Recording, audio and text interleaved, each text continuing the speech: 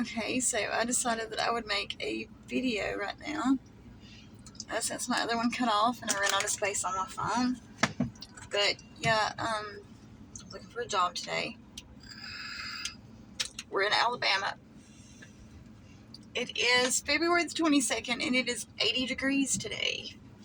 It's usually a lot cooler right now, but yeah, it's going to be a hot summer, and with the X-class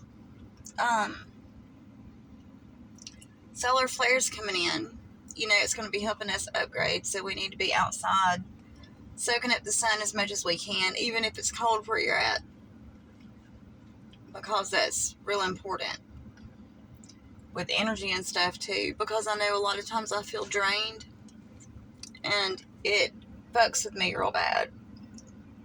And when I come outside and get in the sun, it's not as bad. Yeah, I had to go to Starbucks, get my good dose of GMOs today. But yeah, my body is like rejecting certain foods if it's got like GMOs in it. The shit makes me sick. And I can tell that I'm upgrading. I'm still keeping my whole spiritual, you know, principles that I